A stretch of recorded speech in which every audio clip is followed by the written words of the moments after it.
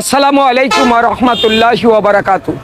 প্রিয় দেশবাসী, ভাই বোন, বন্ধুরা, আমি কবি মোহাম্মদ আজিজুর রহমান বন্ধুরা, আমি এখন দাঁড়িয়ে আছি সাভার আশুলিয়া জামগড়া অর্থাৎ বাইপেল থেকে আবদুল্লাপুর রোডে, যেখানে দৈনিক হাজার হাজার নয় লক্ষ লক্ষ গাড়ি এ রাস্তা দিয়ে আসা যাওয়া করে।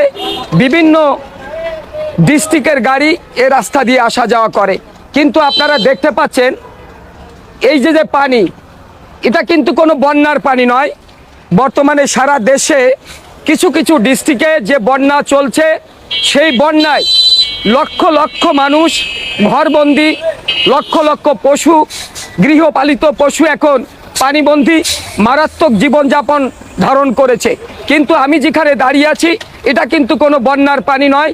এখানের অবস্থা যদি আমি ব্যাখ্যা দেই আপনাদের, তাহলে বুঝতে পারবেন যে এটা 12 মাস অর্থাৎ চৈত্র মাসেও মাঝে মাঝে আমরা দেখি এরকম পানির অবস্থা থাকে। আর এটা কিন্তু এমন এক পানি যে আমরা অনেক সময় বলি মহাপবিত্র। মহাপবিত্র কোন জিনিসটাকে বলি? যেটা অতিরিক্ত পুণ্যের কাজ হয়, যেটা ভালো কাজ হয়, সেটাকে অনেক সময় মহাপবিত্র বলি। এখন আমার ভাষায় বলতে হয় এটা মহা অপবিত্র।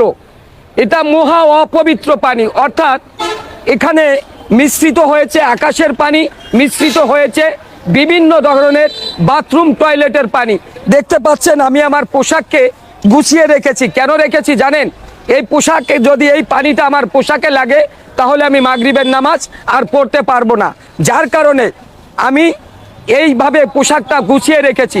এখন প্রিয় বন্ধুরা, আমার দেশ, প্রথম কথা হলো আমি যে জন্য আজকে এখানে ভিডিও বানাতে এসেছি, আমি জানাতে চাই আপনাদেরকে, যারা বর্তমানে সরকারের দায়িত্ব নিয়েছেন, অর্থাৎ অন্তর্বর্তীকালীন সরকারের যারা দায়িত্ব নিয়েছেন, আমি তাদের দৃষ্টি আকর্ষণ করেছি।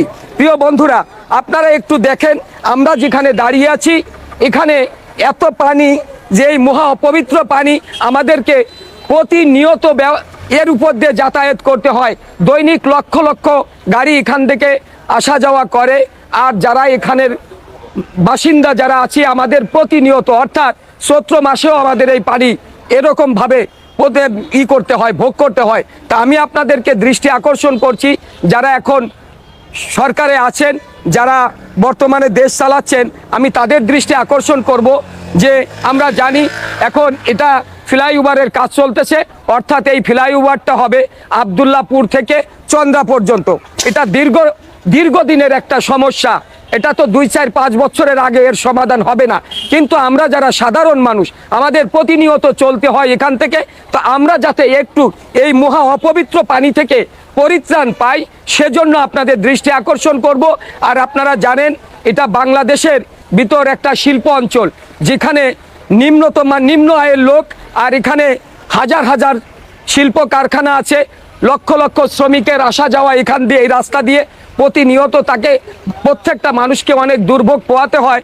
তা আমরা যারা সাধারণ মানুষ আছি, যারা চলাফেরা করি প্রতিনিয়ত, তো তাদের জন্য আপনারা একটু সুদৃষ্টি দিবেন। এটা আমাদের পক্ষ থেকে, এলাকাবাসীর পক্ষ থেকে আপনাদের কাছে থাকবে একান্ত প্রতিবেদন। আর আপনারা জানেন আমরা অনেক সময় কক্সবাজারে অনেকে ঘুরতে যাই। তা আমি মাঝে মাঝে যখন এখান থেকে হাঁটি, এই ঢেউগুলো যখন এসে লাগে, আছড়ে পড়ে, তো মনে হয় ওই কক্সবাজারের কথা।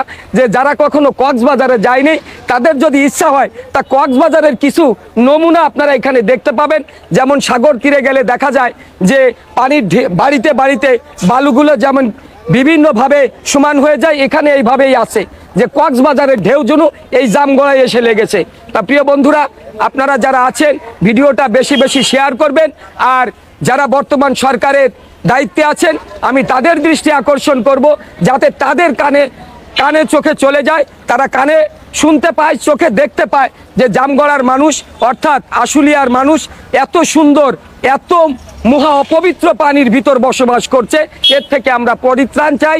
এর জন্য ভিডিওটা বেশি বেশি শেয়ার করবেন।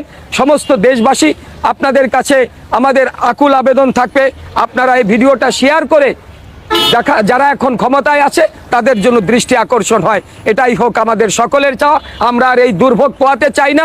আমরা চাই একটু পরিত্রাণ, আমরা চাই একটু ভালো রাস্তা দিয়ে হাঁটাচলা করতে।